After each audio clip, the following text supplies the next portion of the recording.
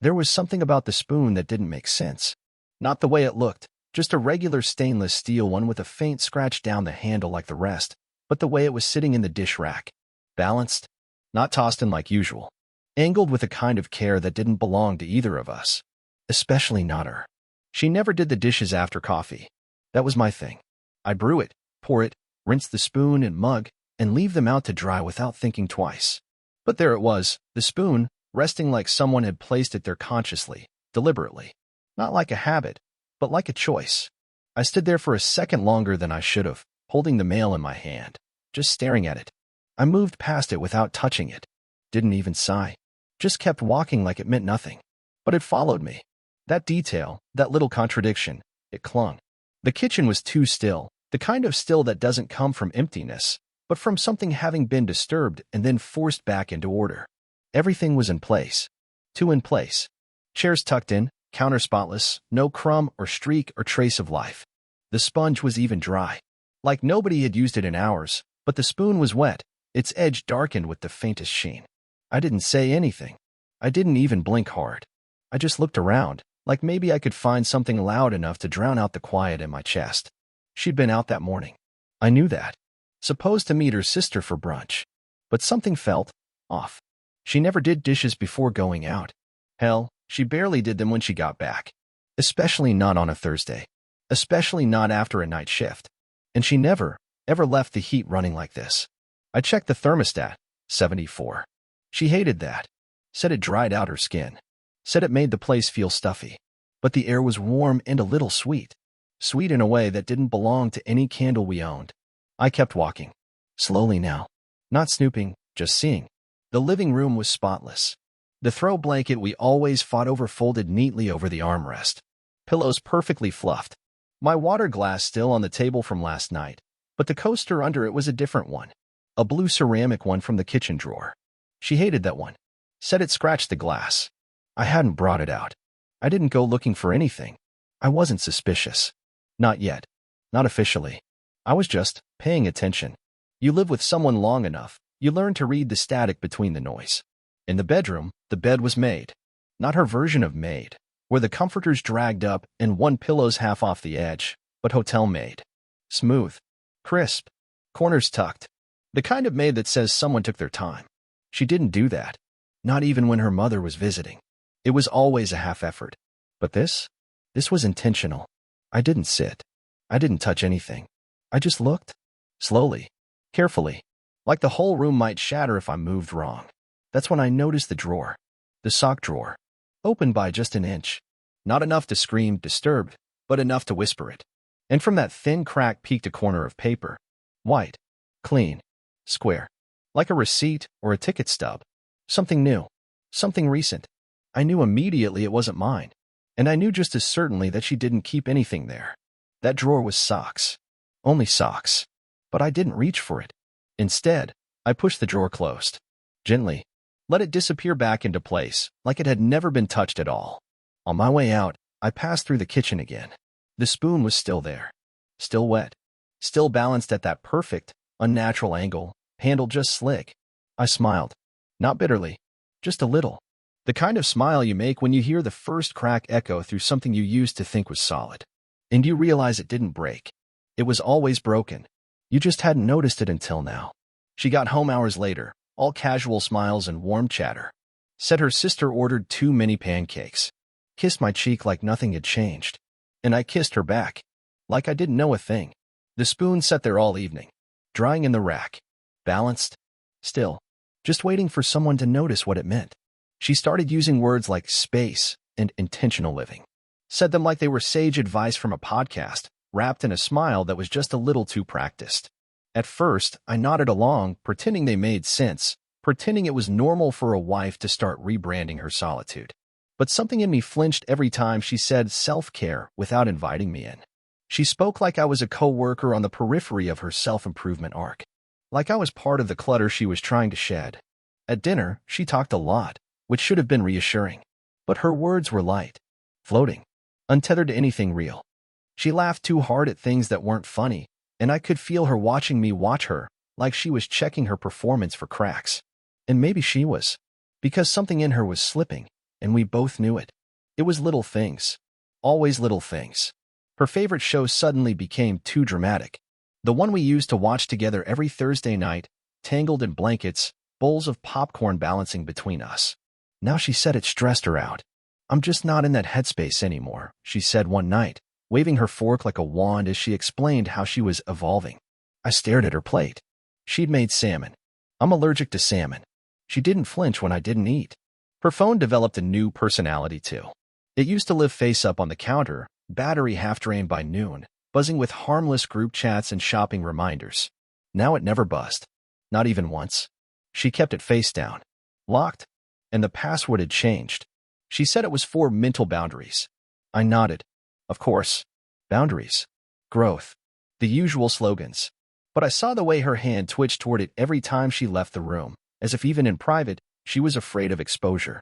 One night, I caught her typing something as she walked into the kitchen. She didn't hear me come in. I watched her thumb pause, then move faster, like she was erasing. She looked up and smiled too wide. "You scared me," she said, slipping the phone into her sweater pocket. The way someone might hide a match still smoldering. I started waking up before her, not because I couldn't sleep, but because I needed to see her face when it wasn't acting. In the mornings, when the light came in soft and slow, her guard should have been down.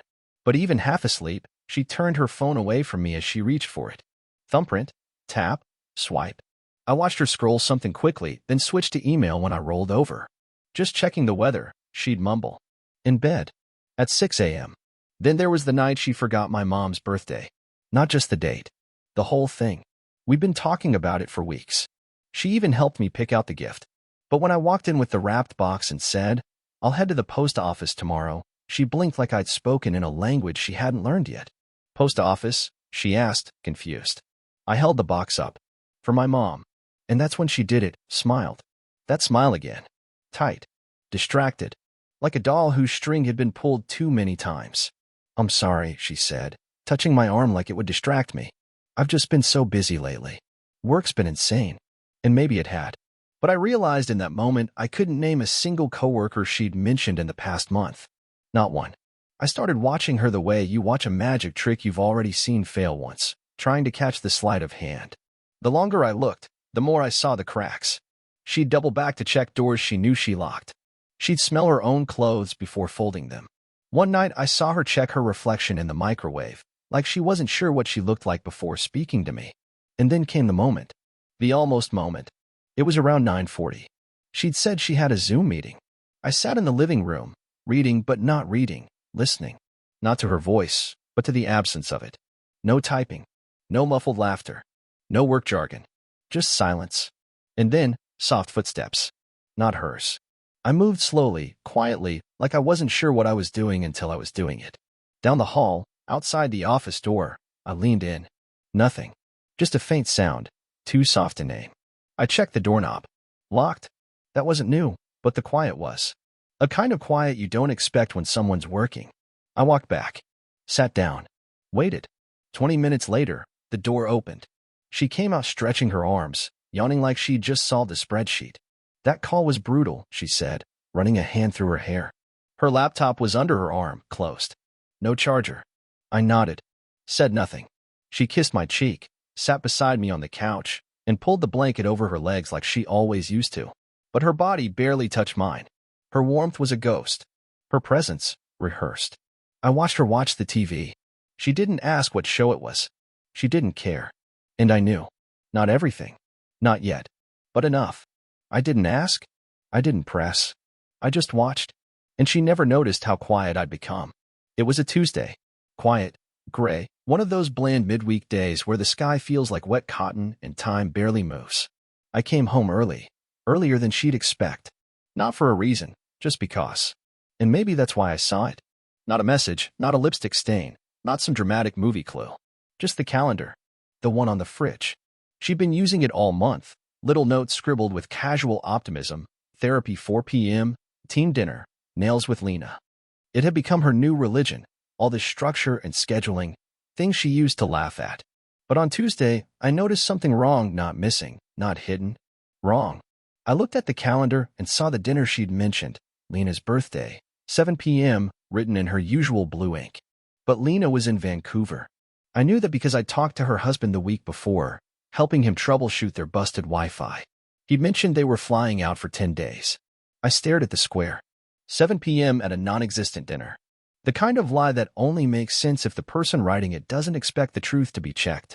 That's what did it. Not the act, not the cheating, not even the deceit. The carelessness. The insult buried in how little she thought of my awareness. I didn't feel anger.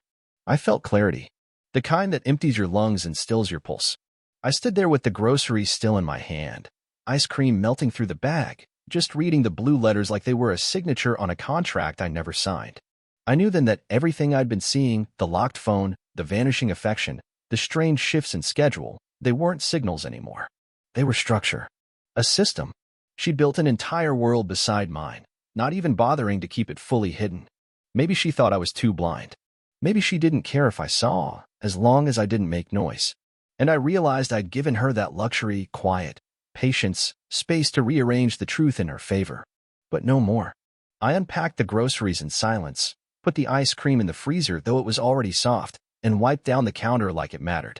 When she came home an hour later, she kissed me lightly, mentioned traffic, smiled the way she does when she wants to pivot the mood. And I smiled back, asked her about Lena's dinner plans casually. She blinked, just a flicker, and said, "Oh yeah, I think it's still on. Might be late, though. Still on. Might be late." I nodded like that meant something. Like it wasn't the death certificate of our marriage. After she left, hair curled, perfume too expensive for a casual girl's night, I sat down and opened my laptop. Not to stalk. To study. I wasn't angry. I was awake. I went through every shared document, every bank statement, every synced calendar, every cloud folder we'd casually forgotten to unsync. I didn't have to look far. I found a reservation under a different name, her maiden name, at a high-end restaurant 30 minutes outside the city. Not for Lena's birthday. For two. And a note. Window seat, please, he loves the view. He. That was the final switch. Not the name. The assumption. The way it wasn't even coded. She'd made this normal. Routine. A thing worth organizing beautifully. And suddenly, I knew my role had changed. I wasn't the partner anymore. I was the enemy she didn't know she'd made. I stopped asking why.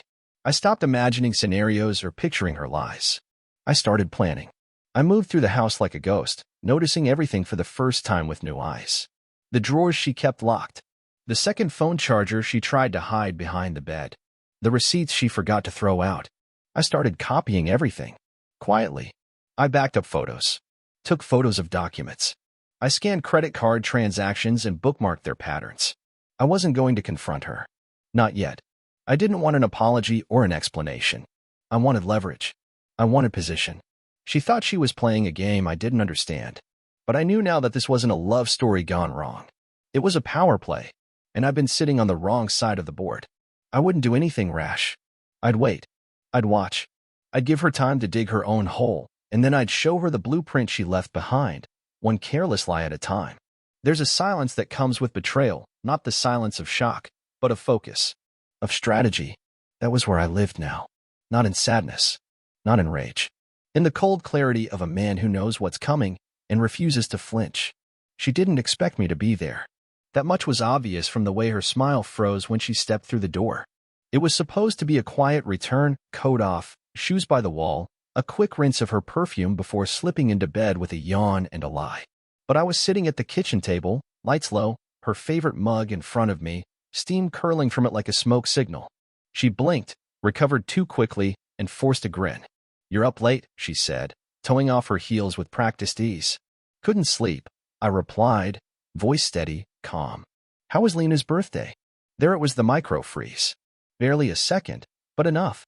She tucked her hair behind her ear, walked to the fridge like the question meant nothing. "It was good. Low-key. Just drinks and dessert." "That's strange," I said, sipping the tea. "I called her husband earlier. Said they were still in Vancouver." Her hand paused on the fridge door. Then she laughed, too loud, too light. "Oh, right. You must have misunderstood. It wasn't Lena, it was Lena's cousin. She goes by the same name. Weird, I know." She poured herself water, not looking at me. "You never mentioned her," I said. She shrugged. "We don't talk about everything, do we?" The words landed like a challenge. I stood, slow. walked over to the counter and placed a small folder on it. Her name printed on the front in neat, precise font. She didn't reach for it. What's this? Reservations, I said. The ones you made with your maiden name. The dinners. The hotel bookings. The gift receipts. You've been building a second life. I just wanted to see how long you thought you could keep both. She didn't move. Her fingers tightened around the glass. This is insane. You're, what, checking my bank records now? That's controlling. That's toxic. No, I said. It's informed. There's a difference. I stopped guessing a long time ago. I wanted to know. And now I do. She crossed her arms, leaning against the sink with that practiced look of patient disdain. So what? Now you want to fight? You want me to beg? Is that it? Fine. I made mistakes. But you were never there. Always working. Always tired. What did you expect me to do? Just sit here and rot. You mean sit in the house I paid for? I asked. Sleep beside the man you made vows to? Yes. That's exactly what I expected. I expected you to be honest. If not faithful, then at least honest. But you didn't even give me that. You're acting like this was some master plan, she snapped, the glass hitting the counter harder than it should have. It just happened, all right? It was one time. I reached into the folder and pulled out a printed message, one of many. This one was from 3 weeks ago. Can't wait for Saturday. Your hand's still on me. That doesn't sound like one time. She swallowed. Hard. Fine, she said. It was more than once. But maybe if you didn't make everything feel like a job interview, I wouldn't have looked elsewhere. Ah, I said, nodding slowly. There it is. The blame shift. Classic. I took a step closer, my voice soft now, surgical. Let me tell you something. I didn't come home early that day to catch you. I came home because I missed you. Because I thought maybe, just maybe, we could still fix whatever this was becoming. But you made a calendar lie to cover your tracks. You made dinner plans under a name you stopped using 10 years ago. You weren't just hiding. You were erasing me. I wasn't, she started, but her voice cracked. I kept going. You remember our anniversary? I do. You said you had a wellness seminar and couldn't reschedule. I found the receipt from the hotel room. You booked a suite. With a view. You even ordered the same wine we had on our honeymoon. Her face was draining color now. Her mouth opened, but nothing came out. I remember thinking that night, as I sat here alone eating cold takeout, that maybe you were right. Maybe I'd become boring. Predictable. Maybe love fades. But no, it doesn't. Loyalty doesn't fade. You snuffed it out. Please, she said, her voice smaller now. You don't understand. No, I said sharply. You don't. I would have forgiven a mistake. I would have forgiven a moment of weakness. But this wasn't weakness. This was architecture. You built this. You invested in it. And you thought I'd be too numb or too naive to see the blueprints. She looked down at the folder now. Her hands were shaking. I didn't mean to fall in love with someone else. Didn't mean to gaslight me for months. Didn't mean to make me feel crazy every time I asked where you were. She looked up, eyes wide, glassy. I didn't think you'd find out. I almost laughed. That's her defense? That I wasn't supposed to know? She covered her mouth, the tears coming now, fast and frantic. I don't know who I am anymore, she whispered. No, I said, stepping back. You do. This is who you are. And the worst part is, you didn't just lie to me. You lied to the version of me who still believed in you. That man is gone now. She reached out. Wait. Can we talk? Please. I didn't move. I didn't speak. I just looked at her.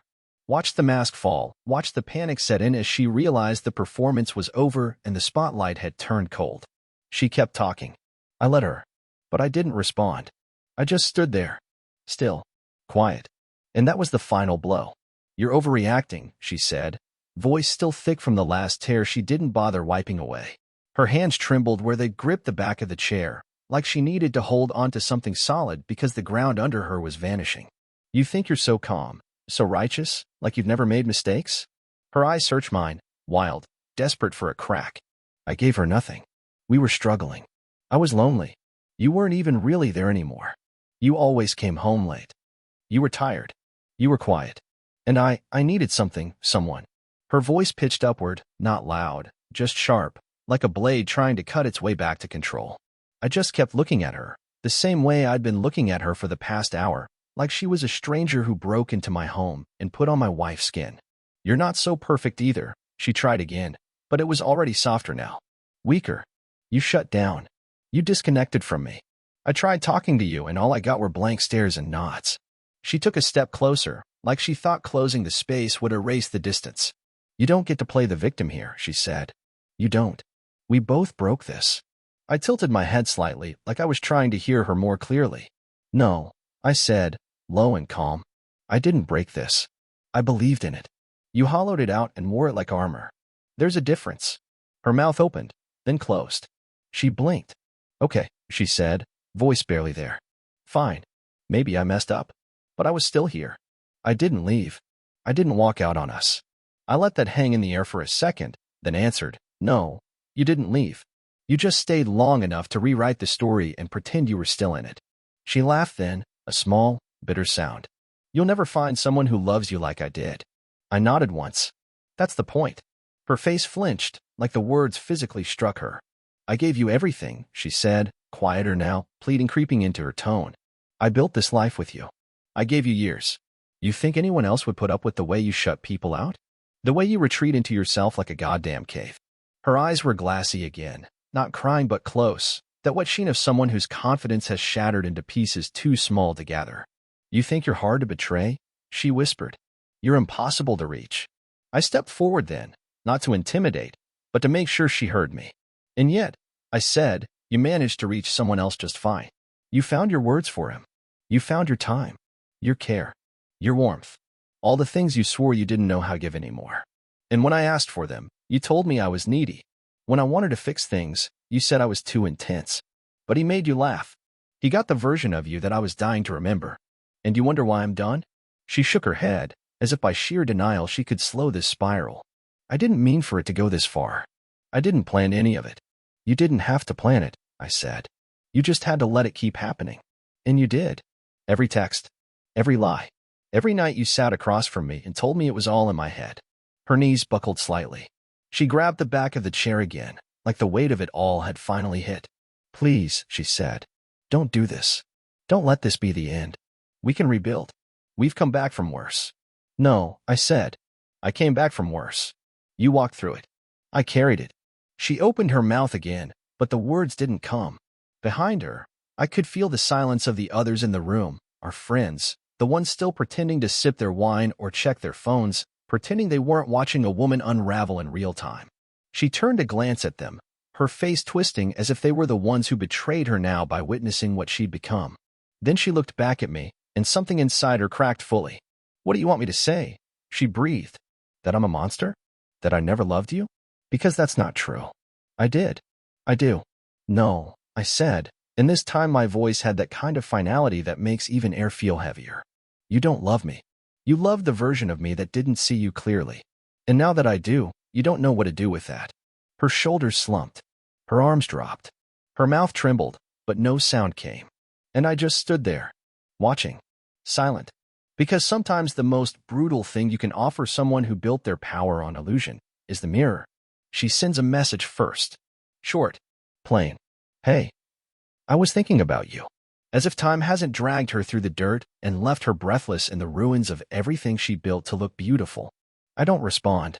A week later, another one. Please, just talk to me. Then the calls come, voicemails soaked in the kind of shaking breath you only hear from people who finally run out of control. I still love you, she says in one. We were soulmates. We had a life. I chose you. That last part makes me laugh, quietly.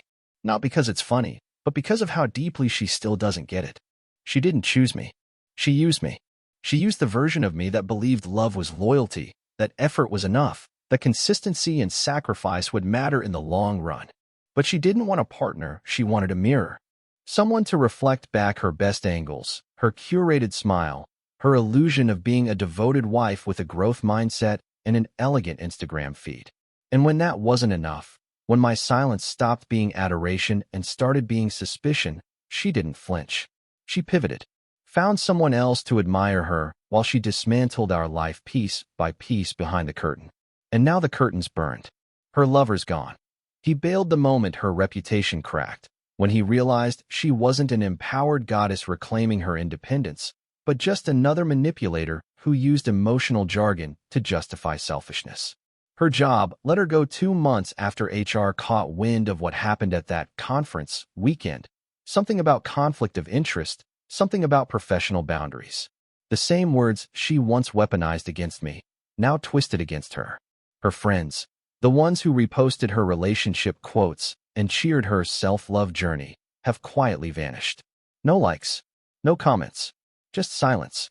They never loved her, they loved the image. And when the image rotted, they moved on. Her family? Cold. Ashamed. Not because she cheated, but because she lied. Because she made them believe in a marriage she was actively demolishing.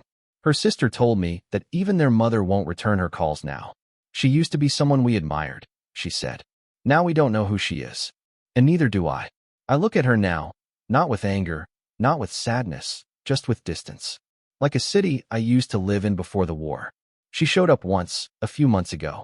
Outside the cafe I go to every Sunday. Her hair was messy. No makeup.